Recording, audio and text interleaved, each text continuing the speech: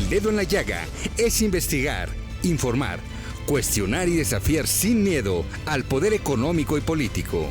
Enaltecer la cultura, la educación y la innovación para generar sociedades libres. Te invitamos a ser parte de este cambio, donde todas las voces se escuchan.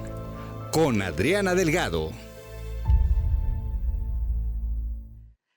Yasmín Bonilla, ¿es usted candidata a ministra para la Suprema Corte de Justicia de la Nación? Es usted la número 4 en la boleta morada. Cuando veo todo su currículum académico y también su trayectoria en el Poder Judicial, me impacta, porque mujeres como usted, que muchas veces son madres, hijas, esposas o simplemente mujeres, han dedicado toda una vida a tener una trayectoria en el Poder Judicial. Ahora se someten a una elección popular. Yo le pregunto, ¿confía usted en este proceso electoral para la elección del Poder Judicial? Quiero confiar en este proceso y quiero confiar en la ciudadanía, que la ciudadanía va a evaluar los perfiles de las personas y va a saber reconocer el talento, el intelecto, la preparación y la vocación de servicio en las mujeres que pertenecemos a la carrera judicial, que somos mujeres comprometidas y que hemos dedicado, en mi caso, más de la mitad de mi vida a impartir justicia, convencida de que es mi vocación y de que es lo que más me llena profesionalmente. Empezó usted desde muy abajo en esta carrera judicial, desde secretaria de juzgado, secretaria de acuerdos. Bueno, es impresionante. Yo le quiero preguntar esto. ¿La política se debe judicializar o judicializar a la política? Ninguna de las dos. El Poder Judicial debe mantener una neutralidad política. El Poder Judicial es el máximo protector de la Constitución, el máximo intérprete de las normas constitucionales y quien debe velar siempre de manera neutra, de manera independiente y de manera imparcial para que todas las autoridades de este país respetemos los derechos de las personas.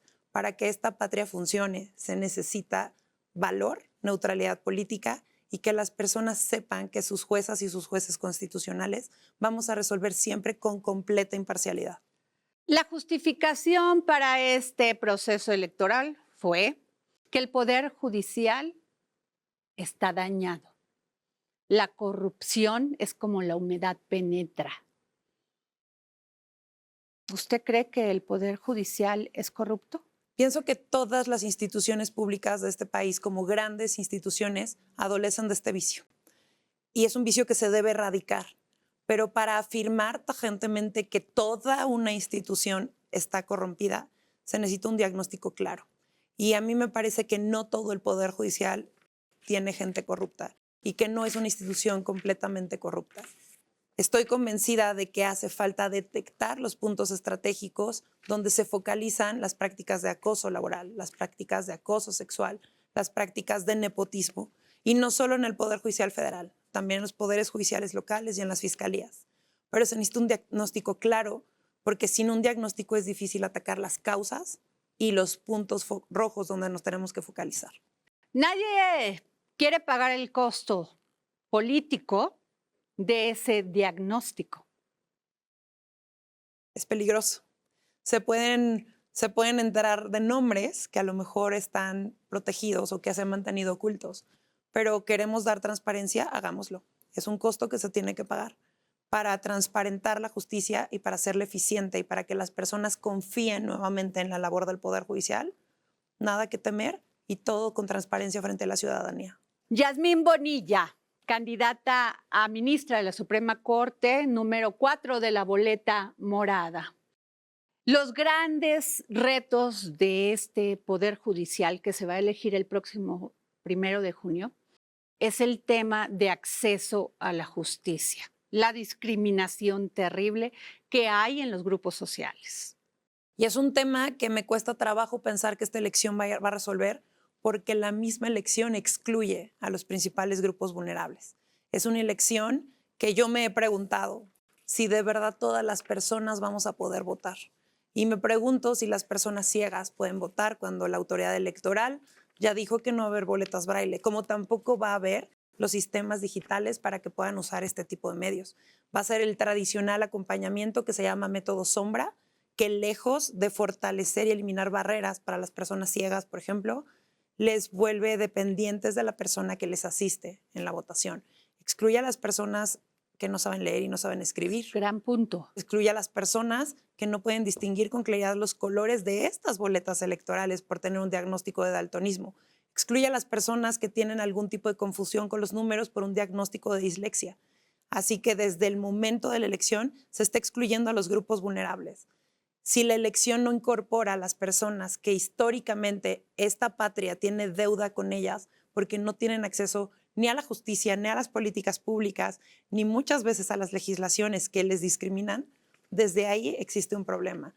Pero desde la Corte estoy convencida de que se pueden hacer cosas y tengo ideas y acciones concretas para acercar la justicia a estos grupos históricamente discriminados. Una de sus propuestas, Yasmín Bonilla, es justicia digital y accesible. Y en lo digital tenemos una duda, porque se ha hablado mucho de la posibilidad de usar inteligencia artificial en todo este esquema judicial. ¿Podría sustituir alguna vez a las sentencias de un magistrado, de un juez, de un ministro? Yo pienso que la inteligencia artificial jamás va a tener la sensibilidad que debe tener una persona juzgadora al resolver cada juicio concreto, pero es una herramienta útil de comunicación. Es una herramienta muy útil para dar los formatos digitales adecuados para que nuestras sentencias lleguen a las personas con discapacidad que necesitan un formato adecuado para que los lectores de pantalla se las puedan leer. Es una herramienta adecuada para corregir vicios del lenguaje, vicios gramaticales, vicios ortográficos. Es una herramienta adecuada para decirnos cuáles son las palabras que con mayor facilidad nos acercan a la ciudadanía, pero que dejar a la inteligencia artificial la valoración probatoria, la interpretación pro persona, que es la interpretación en favor de las personas. No quiero pensar que la inteligencia artificial puede sustituir la sensibilidad de una persona juzgadora. Usted dice justicia abierta, fomentar el diálogo con distintos sectores de la sociedad en casos difíciles. Yo preguntaría, ¿no debería el Poder Judicial fomentar también el diálogo y colaboración con los otros poderes en una república? Diálogo sí, sumisión no. Okay. Es importante dialogar entre los poderes porque finalmente los tres poderes estamos destinados a fortalecer nuestra patria y todos como servidores públicos nos debemos a la ciudadanía. Pero este diálogo también tiene que involucrar el que otros poderes entiendan que la función judicial es siempre garantizar la supremacía de la Constitución desde su interpretación. Así es. Porque las normas son evolutivas. No podemos pensar que el mismo artículo 1 constitucional, que ha sido muchas veces reformado, es aquel de 1917. La historia ha cambiado, la sociedad ha cambiado, las libertades y los derechos han cambiado y no podemos dar marcha atrás, ni un paso atrás en el reconocimiento de los derechos y las libertades. ¿Qué asuntos debe de atraer, según su opinión, la Suprema Corte de Justicia de la Nación? Los asuntos que vayan a tener un impacto jurídico a nivel nacional. Los asuntos que ayuden a resolver los casos que están atorados en todo el país. Si la justicia local está detenida porque hay algún asunto que está paralizado, porque no tienen un criterio, que la Suprema Corte atraiga los amparos directos relacionados con esos temas para que más personas salgan más rápido de la cárcel. La Corte no saca personas de la cárcel. Nuestros criterios sí pueden ayudar a que los jueces penales, que son los encargados de declarar a alguien inocente o culpable, saquen esos asuntos de manera pronta y expedita. Esos son los asuntos que tiene que atraer la Corte. Usted dice pronta y expedita debe de ser la justicia. Y siempre, pues, en este país nos topamos en materia penal que muchas veces las fiscalías no hacen su trabajo. Ya van tarde para entregar al juez toda la carpeta de investigación. Y sin embargo, la culpa la tiene el Poder Judicial. Y muchas veces, pues, el acceso a la justicia es muy difícil para las mujeres. Ni un paso atrás en el reconocimiento de los derechos de las mujeres. Tenemos que entender que las mujeres estamos profundamente discriminadas en este país y romper los techos de cristal cuesta mucho y es más difícil aún caminar entre vidrios rotos. Es una práctica común en las fiscalías revictimizar a las mujeres. Esto se tiene que acabar, esto se tiene que eliminar. Esta reforma no tocó a las fiscalías, pero el Poder Judicial sí puede hacer convenios de colaboración para capacitarles, para que nunca más vuelvan a revictimizar a una mujer, a una infancia, ni a nadie que sea perseguida por un delito. De esta manera se te puede trabajar en conjunto a través de convenios de colaboración. Es una realidad que la justicia es lenta y es una realidad que las carpetas de investigación se integran de manera lenta y viciada, pero se puede trabajar para eliminar trámites burocráticos obsoletos, injustificados o justificados con el viejo dicho, así se ha hecho siempre, y nadie se atreve a hacerlo diferente, y diferente a veces es muy bueno y mejor. Yasmín Bonilla, magistrada, candidata número 4 en la boleta morada. ¿Usted ha roto techos de cristal? Sí. ¿Le ha costado trabajo? Mucho. Y he caminado entre vidrios rotos también. Difícil. Cuesta, pero la satisfacción es inmensa. Abrirle paso a las nuevas mujeres y a las nuevas generaciones. Demostrar que sí se puede. Usted nos da esa fe y esperanza. Y así quiero hacerlo. Con las colaboradoras que he tenido, con mis jóvenes estudiantes, demostrarles que se vale soñar, pero para que un sueño se cumpla y se convierta en meta, hay que trabajar por él. Demostrarles que se puede, trabajando y con mujeres por delante abriéndoles el camino. Han sonado y sonado fuerte sus sentencias en temas de amparo. Ejemplo, el derecho de las personas usuarias de los servicios de transporte aéreo, límite de cancelación a las facturas digitales expedidas con errores, derecho a la vida, posibilidad de sancionar a notario público por violencia de género, adaptación de obras artísticas y literarias a versiones accesibles, reparación integral a víctimas de tortura y tratos crueles e inhumanos. Todas estas sentencias en las que el Poder Judicial ha avanzado. Prueba de mi neutralidad política, prueba de que estoy convencida que la autoridad también tiene límites y prueba de que las personas contribuyentes tienen derechos y prueba también de mi ferviente pasión por defender los derechos de las personas históricamente discriminadas, que si bien todo este país tiene un reclamo válido de justicia y sed de justicia, hay personas que la requieren más y la reclaman más porque les es más difícil llegar a los tribunales. Hay personas que se pasan toda una vida pidiendo justicia. Hay muchísima violencia procesal. ¿Cómo acabar con eso? La primera acción que se tiene que implementar es la eliminación de trámites burocráticos obsoletos que hacen que las personas retrasen el armado de sus expedientes. Justicia lenta no es justicia. Justicia burocratizada tampoco es justicia. Justicia que no se entiende no es justicia. Justicia que no se notifica oportunamente no es justicia.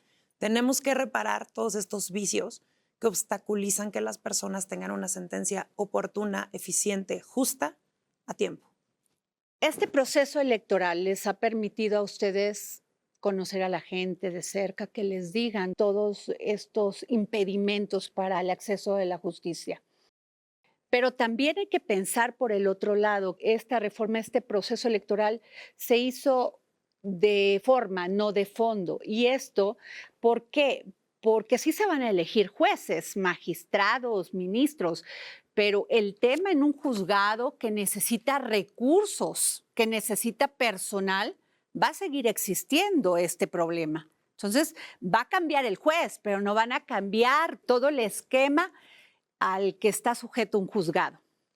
Y esto es importante porque existen recomendaciones internacionales específicamente dirigidas a México de que debe garantizarse un porcentaje del presupuesto anual a los poderes judiciales para garantizar tanto su independencia y autonomía como para garantizar un eficiente acceso a la justicia. Hay mucha más población en México que jueces capaces de impartir justicia. Y un punto importante, y lo decías bien, un juez además tiene personal. Las personas que lleguemos a ser titulares de un órgano tenemos que ser responsables de políticas éticas, laborales para nuestro personal. Eliminar desde nosotros mismos cualquier tipo de práctica de violencia de género, de posibilidad de acceso a las mujeres. El Poder Judicial tiene una deuda pendiente con las mujeres también para los cargos de mando superiores. Y yo estoy dispuesta a implementar acciones para que más mujeres cumplan su sueño de ser madres, de ser estudiantes, de ser profesoras y de ser juzgadoras. Yasmín, a mí me impacta todo su currículum académico. Es doctora en Derecho por la Universidad Panamericana, maestra en Derechos Humanos, bueno, primero maestra en Derechos Humanos y Democracia por la Facultad Latinoamericana de Ciencias Sociales, licenciada en Derecho por la Universidad Panamericana, estudios en el extranjero. Gran parte de su vida ha sido el estudio del derecho. Estudiar el derecho para ponerlo al servicio de la ciudadanía. Es mi convicción, es mi pasión y es mi gran satisfacción. Magistrada Yasmín Bonilla, número 4 de la boleta morada. ¿Qué le dice usted a las mujeres indígenas que no tienen ninguna oportunidad? Muchas no saben leer ni escribir. Muchas les han quitado todos sus derechos en el tema agrario. No son poseedoras de la tenencia de la tierra. Muchas sufren violencia y discriminación, violencia sexual, violencia terrible. Y ahí siguen dando la cara. Yo les digo que esta mujer tiene muchas ideas para llegar a ellas. Ideas que les van a permitir tener a la cercanía una persona abogada que las asesore y las acompañe cuando tengan un problema. Ideas como convenios de colaboración con las defensorías públicas para prevenir los juicios y prevenir que sean víctimas de prácticas de violencia. Y que esta mujer está consciente de que la justicia ha sido lejana de los pueblos originarios. Y esta mujer tiene acciones concretas para hacer nuestras sentencias traducidas a las lenguas originarias y que de viva voz conozcamos sus derechos.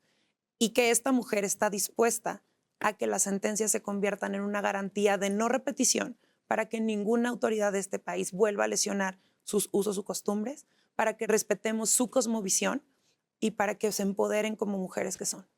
Magistrada Yasmín Bonilla, usted al estudiar, a tener esta trayectoria académica y también en el Poder Judicial, ¿imaginó en algún momento que iba a someterse a una consulta popular para ser electa ministra de la Corte? Nunca pensé que iba a ser electa a través de sufragio universal, pero siempre pensé que iba a ser sujeta a escrutinio porque siempre quise ser ministra. Conforme al sistema anterior, el escrutinio iba a ser a través de la Presidencia de la República y el Senado, quienes iban a tener que decidir si ellos, que fueron elegidos por la ciudadanía mediante sufragio, validaban mi carrera para convertirme en ministra. Jamás pensé que iba a ser la ciudadanía la que tenía que conocer mi perfil, pero sin saberlo, me preparé todos estos años para tener un perfil limpio, pulcro, independiente, que garantice a la ciudadanía que soy una buena candidata para ser ministra. ¿Qué le dice usted? Me hablaba hace un momento de las jóvenes que pues tienen la oportunidad de aprender de usted. ¿Qué le dice a las mujeres que están estudiando en este momento derecho, que tienen toda la ilusión de ser este aporte a la justicia, de defender los derechos de las mujeres? Porque ellas van a votar por usted, quieren a alguien que las represente. No desistan de sus sueños, pero conviértanlos en metas, porque para que un sueño se vuelva realidad hay que trabajar y trabajar mucho.